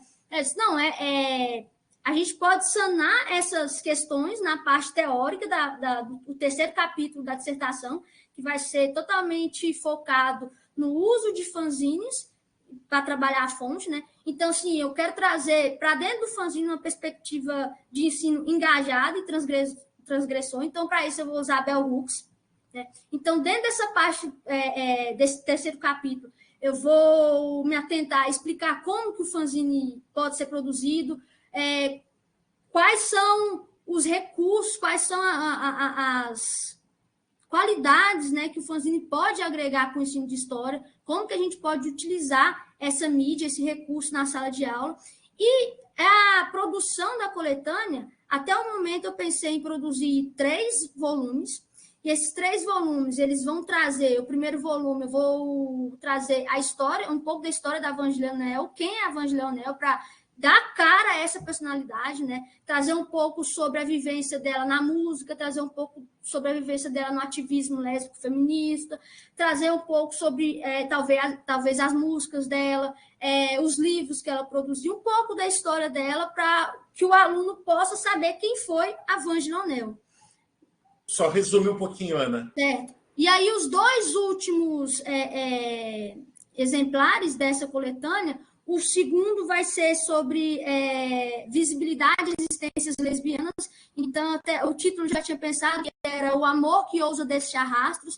Então, quando você me pergunta assim, como que esses conceitos pouco difundidos vão aparecer, eu pretendo colocar nessa edição, nesse segundo volume, trazer sobre essa multiplicidade da identidade lesbiana. Realmente, a Vange, ela trabalha muito, ela fala muito sobre isso, ela traz esse movimento lésbico chique dos anos 90, ela fala muito sobre a questão de gênero, a questão da sapatão e da Lady. Tem que resumir um pouquinho, tá? Beleza.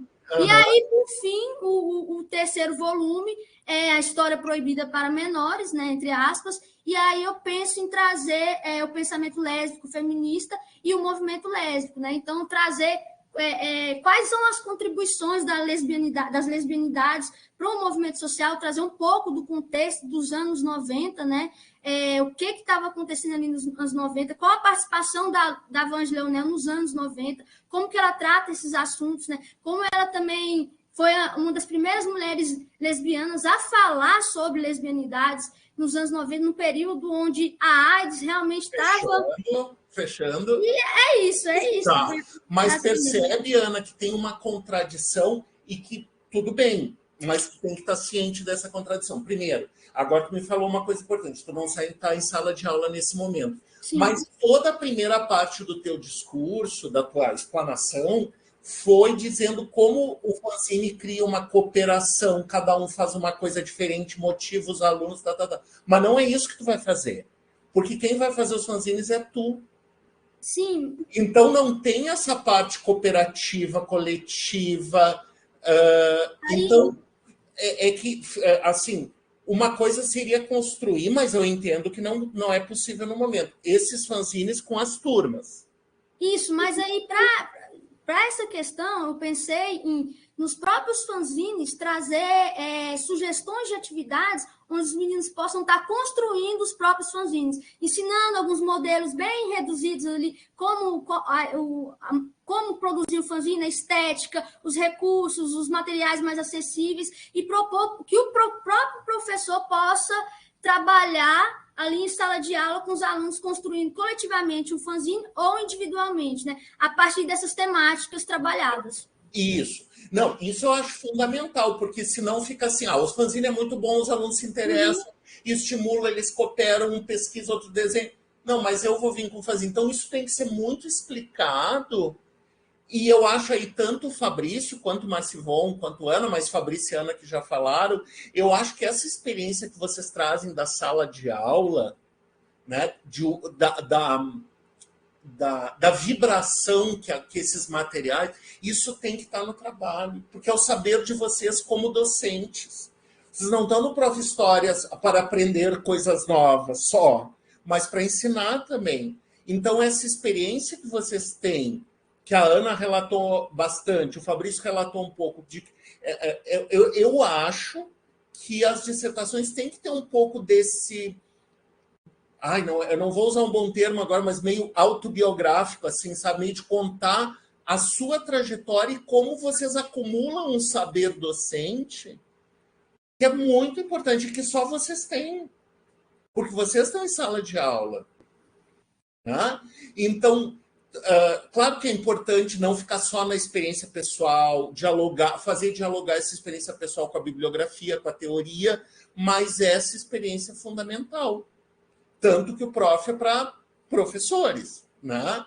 Então, essa experiência da docência, esse saber histórico escolar, que vocês falaram, olha só, não é só as letras do Cazuza, é o material que é importante, porque ele gera isso, isso e isso.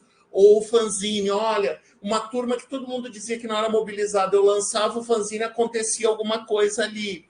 Então, contar um pouco isso, a gente enxergar um pouco de vocês, um pouco não, muito, e aprender com essas experiências no diálogo, digamos, com a questão mais acadêmica, assim.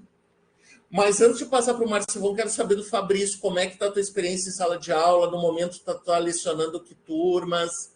Se tu puder falar um pouquinho, Fabrício.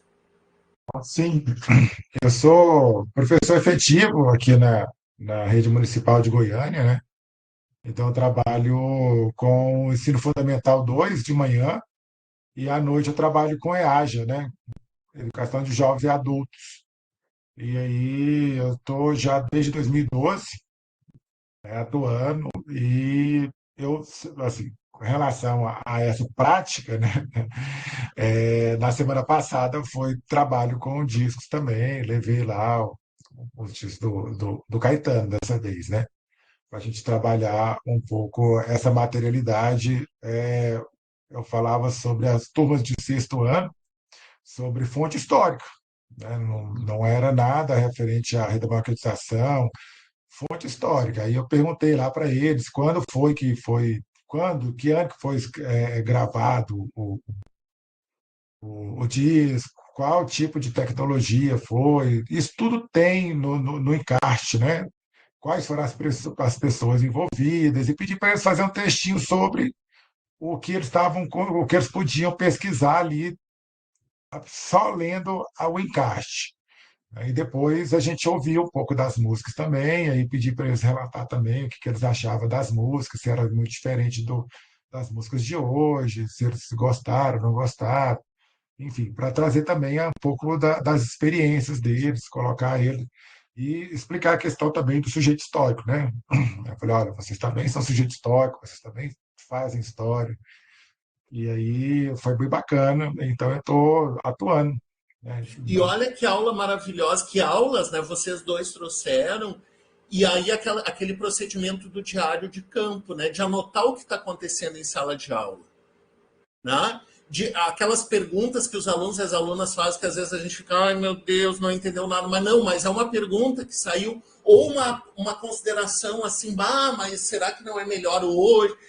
Anotar essas frases, anotar o que acontece na sala de aula, porque é isso que é o material mais importante. Né? É isso que outros professores vão poder ler, né? Do que só uma coisa muito técnica, assim, Thompson, não sei o quê. Tudo isso é bem importante. Porque agora no Prof. História vocês têm a chance. Porque como é que a gente é como professor? Eu também. A gente vai meio improvisando.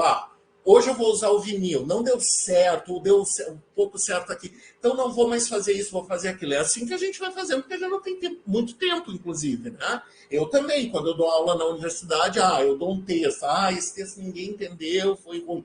Troco o texto. Ou uso o mesmo texto porque deu certo, ou um seminário que eu fiz, E agora vocês têm a chance, nesse período de 2 anos, de pensar, e não só pensar individualmente, mas coletivamente, em diálogo com a historiografia, com a produção de ensino de história, no que vocês fazem. Né? Porque a gente vai pela intuição. Não, agora eu vou pensar e teorizar sobre o que eu faço. Que é o que vocês dois disseram, vocês três, na verdade. A Ana já conhece muito o fanzine, sabe de algumas questões que rolam na sala de aula sobre orientações sexuais não normativas. O que eu posso fazer com isso? Intuitivamente eu faço assim. mas, de repente, lendo um pouco mais sobre zine, sobre lesbianidade, quem sabe eu consigo... E aí, claro, eu entendo que a Ana agora não está em sala de aula, mas até um pouco testar essa aula, esse acervo digital, de repente, assim, ó, apresentar uma primeira versão do acervo digital para os catadores. O que deu certo, o que não deu. O que não dá certo é muito importante também. Eu vejo os meus alunos, às vezes, preparam uma aula, vocês sabem disso, nós também. Ai, vai dar tudo certo, que a melhor aula que eu já preparei na vida, dá tudo errado. Os alunos não foram, faltou luz, eles não entenderam as palavras, a gente teve que ficar mais tempo no texto, buscar o dicionário, Isso é fundamental, o erro também é importante. Eu achei que eu ia levar uma aula para discutir isso, levamos 3 aulas para discutir. E isso é muito legal. Aí é sala de aula mesmo. Assim. Mas o Marcivon ali tenho certeza que tem um monte de coisa legal para falar para a gente também. Então, vamos lá. Então, sobre a minha trajetória, né, eu também estava trabalhando de professor contrato na periferia. Aí, até na época da pandemia, houve uma demanda na escola que eu trabalhava para a gente fazer vários projetos, fazer live. Aí eu desenvolvi um projeto que, na verdade, eu já tinha, quando eu era do CA da História lá, que chamava História Viva, assim, que a gente chamava pessoas para contar a história deles, né? E um desses foi um catador, um dos fundadores dos catadores, do movimento dos catadores aqui em Goiás, que tem uma história bem interessante, que tinha uma ocupação ali perto da pecuária, que saíram da rua, aí é uma história bem interessante, assim. Então, vem um pouco daí, né? Aí eu perdi as aulas no ano passado também, acho que muita gente que era contrato aqui perdeu, que teve umas mudanças, uma modulação, esses lances dos colégios horário integral ou militar. Só que eu cheguei a trabalhar no reforço escolar no ano passado, aí agora tem umas 2 semanas que eu consegui voltar para a escola, só que para o administrativo.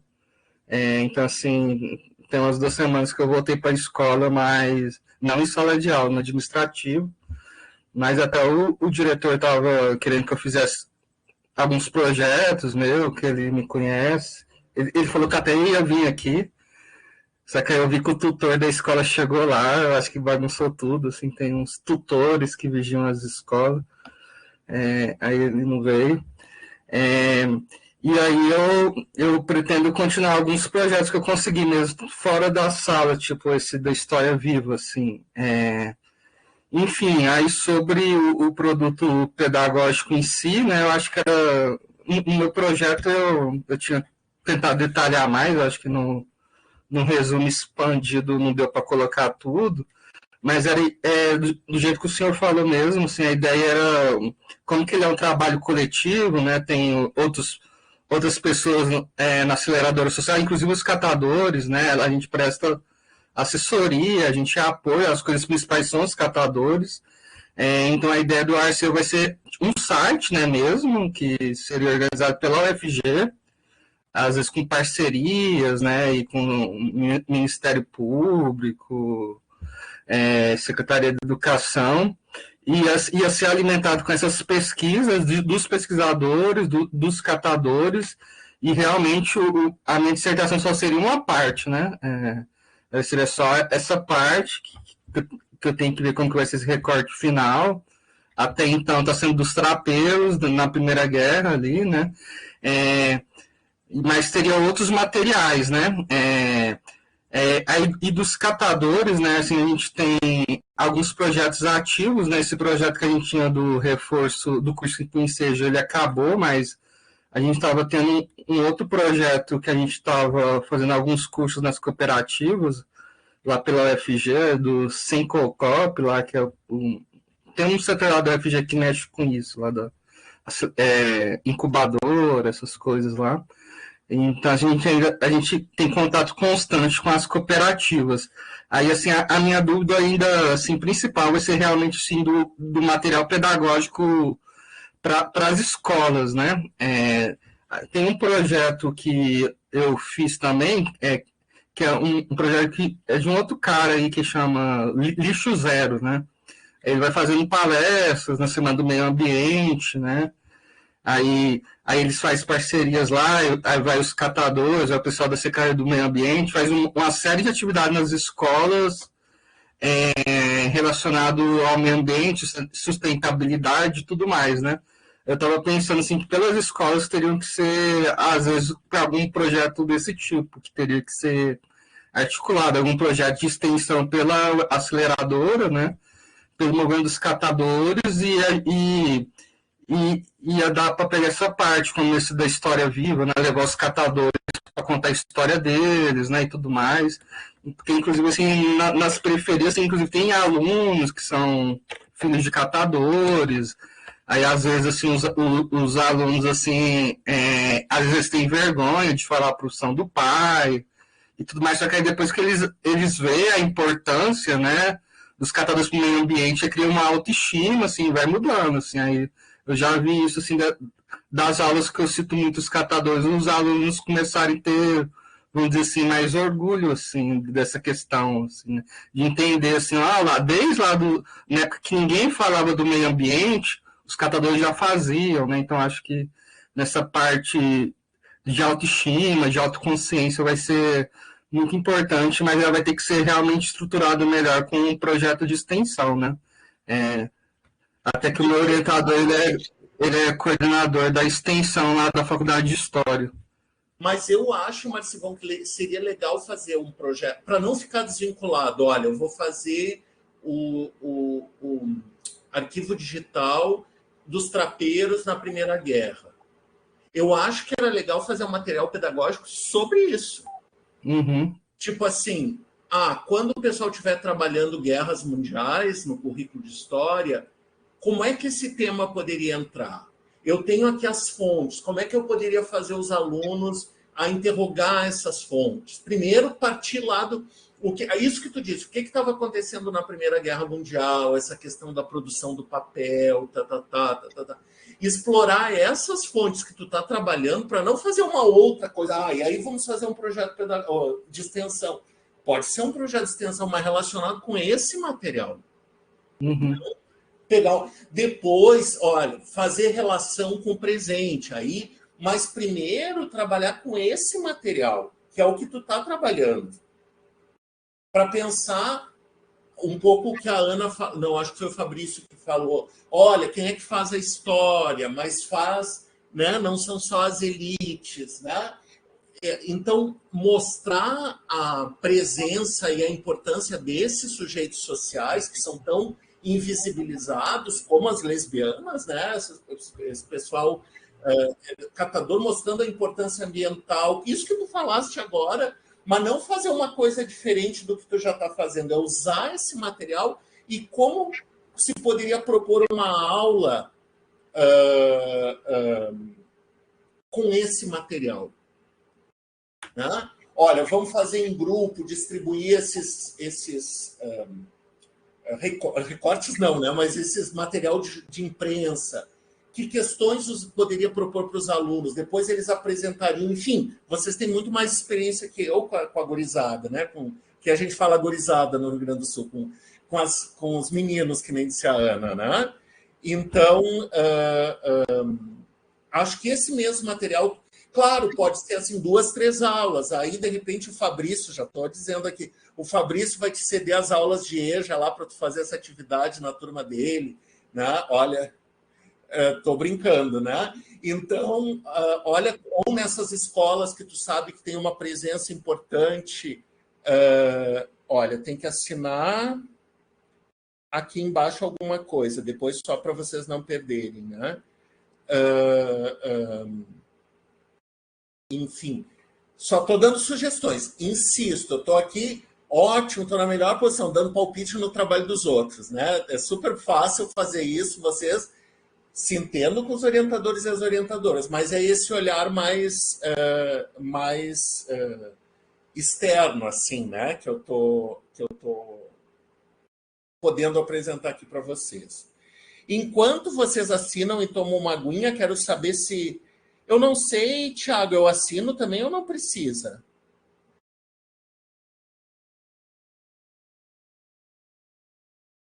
Se alguém quer fazer uma pergunta, uma colocação, temos bastante gente aqui na Marcelo, Luan, Júlia, Eliane, Edson, Diogo, Daniel, Carlos, Ana Paula. Se alguém quer fazer alguma consideração, eu estou encantado com os trabalhos de vocês. Acho que vão resultar em materiais muito... coisas que eu nunca tinha pensado, assim, né? Vou assinando aqui também, não sei se tem que assinar. Deixa eu botar aqui.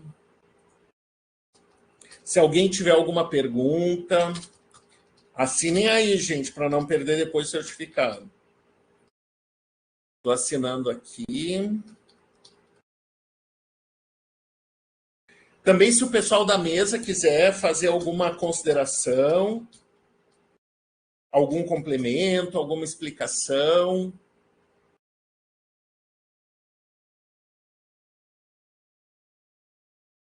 Ninguém, pessoal? Estou botando aqui tudo que eu... preenchendo todos os formulários.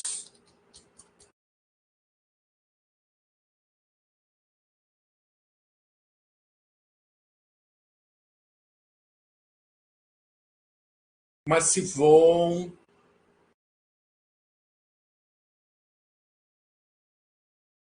Fabrício, Ana, alguma consideração? Eu fiquei cortando vocês para dar tempo, agora está sobrando tempo. Estou com sentimento de culpa aqui. Se vocês quiserem algum... Eu botei o meu e-mail ali no chat, então, se vocês quiserem, podem me escrever. Eu mando essas observações que eu fiz agora, mais gerais, mas eu escrevi algumas coisinhas no próprio texto de vocês. Então... no sentido sempre da colaboração, obviamente, né? Bom, eu quero agradecer as contribuições, né? Essa oportunidade de estar aqui falando um pouco mais sobre a minha pesquisa. E realmente essa parte do ensino de história, desde o início, foi uma das partes assim que realmente eu encontrei mais dificuldade, porque ao longo das disciplinas a gente era sempre reforçado, vocês estão fazendo a pesquisa de ensino de história. Então, o ensino de história tem que aparecer, não é uma pesquisa do mestrado acadêmico, né? Então, fazer essa ponte, né, essa ligação, às vezes ainda é muito difícil, e dependendo da temática que a gente escolhe trabalhar, é mais difícil ainda, né? Então, assim, eu sei, não de todos os desafios, né, mas eu tenho um pouco de ciência dos desafios que eu vou enfrentar, tanto dentro da academia quanto na sala de aula, para trabalhar essa temática. Mas eu acho que essa temática é uma temática assim, essencial, igual todas as outras. Eu não acredito que dentro da história tenha uma temática mais importante ou de mais peso do que a outra, porque tudo é importante ser falado. Se a gente falar só daquilo que é mais importante, e o que acontece com o resto, sabe? E aí, assim, até o resto... que é mais importante, né? Exatamente. Então, assim, eu estou aqui para dar minha cara a tapa e realmente é uma temática que eu sei que eu vou encontrar resistência, eu vou encontrar dificuldades, mas eu espero contribuir. Por mais que seja assim, uma contribuição mínima, eu quero tentar, sabe? Contribuir para que essa temática saia da marginalidade, pensar assim que talvez quando eu tinha 15, 16 anos, se eu tivesse tido um pouco mais de contato sobre essa temática na sala de aula, talvez a minha adolescência não tivesse sido tão difícil e o início da minha vida adulta. Então, assim, muito obrigada, e eu vou considerar todas as observações que você fez, e eu acho que elas vão ser muito pertinentes e vão contribuir muito mais para o meu trabalho. Muito obrigada a todos também. Um trabalho lindo, Ana. Muito legal. Alguma outra? O Marcelo levantou a mão, né? Como? O Marcelo levantou a mão, não? Ah, desculpe, eu me perdi aqui. Quem? Marcelo. Não, assim, eu levantei, mas eu queria só saber da Ana, porque, na verdade, o fanzine é relacionado especificamente à temática dela, mas parece que dá para trabalhar com outras temáticas também, né? Seria isso. Então, a produção... Ô, Ana, me fala aí, como que é um fanzine, assim, mais especificamente, para eu entender? Então, Então, o fanzine, você pode usar ele em qualquer componente curricular, em qualquer disciplina. Não precisa ser apenas na disciplina de história. Muita gente usa o fanzine, inclusive, nas aulas de matemática, sabe? Então, assim, o fanzine, basicamente, ele pode ter várias estéticas. Você pode criar um fanzine desde uma folha de papel ao maço, com ou desenhos, ou escrita a própria manuscrito, né? Ou você pode fazer collagens, ou você pode fazer ele digitado no computador e imprimir. Então, assim, basicamente é você ter vontade de falar sobre algum assunto e explorar sei lá, a criatividade dos alunos, a sua própria criatividade, né? E aí ele é um material muito barato de ser utilizado, não precisa de muitos recursos para poder utilizar o fanzine em sala de aula. Você pode propor ele para ser feito coletivamente, você pode propor ele para ser individual, você pode trabalhar ele como uma atividade específica em um momento, você pode fazer ele como um trabalho de conclusão de semestre, você pode delimitar a temática, você pode deixar que os alunos escolham a própria temática. Então, assim, é uma coisa muito livre, não tem muito, assim, um caminho muito específico da estética do fanzine, mas ele precisa conter informações que você quer explicar, que você quer falar. O fanzine ele vai surgir ali na década de 1930 nos Estados Unidos, mas assim, no Brasil principalmente ele vai ser mais popularizado dentro do movimento punk, ali onde as pessoas e também com a galera ali das séries de ficção científica. Então, assim, ela surge como uma revistinha de fã, né? Para você explorar aquele universo que você tem contato. E, assim, antes da internet, onde você não tinha como difundir tantas informações. Então, assim, você fazia ali aquele conteúdo sobre, sei lá, uma série específica. Por exemplo, hoje, uma série que eu acho que poderia, né? Duna, por exemplo, uma série de ficção científica muito famosa, né?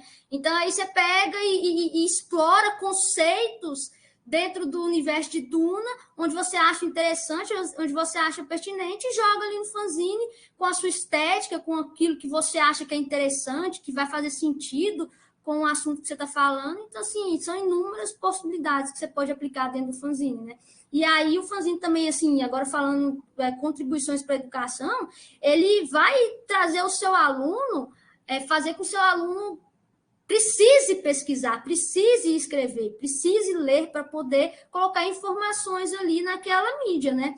E principalmente se a mídia não for feita, se o fanzine não for feito digitado, né? Então, assim, você vai trabalhar essas especificidades ali do fanzine, e também o aluno vai poder se expressar. Às vezes tem muito aluno que tem dificuldade de se expressar na fala, né? Então o aluno vai se expressar a partir do desenho, a partir da colagem, a partir da escrita, né? E vai trazer, assim, a própria experiência, a própria vivência fora da escola, né? Então acho que é um recurso, assim, muito rico para trabalhar dentro de sala de aula, e também você vai aproximar os alunos de você, porque eles vão achar bem legal o fanzine. É muito descolado trabalhar com fanzine.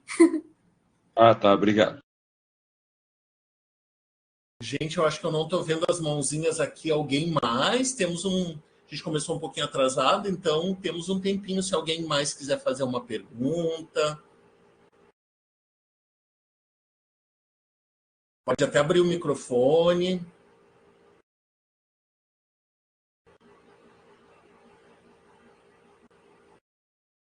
Não, então é isso, gente. Agradeço muito o aprendizado de hoje, me coloco à disposição e parabéns pelos trabalhos. É difícil mesmo, mas depois a gente fica bem orgulhoso do resultado. É bem legal, bem legal. Então, parabéns, agradeço todo mundo, agradeço o Thiago, que fez toda a operacionalização aqui da sala, e, sobretudo, Ana, Fabrício, Marcivon, excelentes trabalhos, muito legal, muito legal. Tchau, tchau, então, pessoal. Obrigado, viu, gente? Tchau, tchau. Abraços. Tchau, tchau.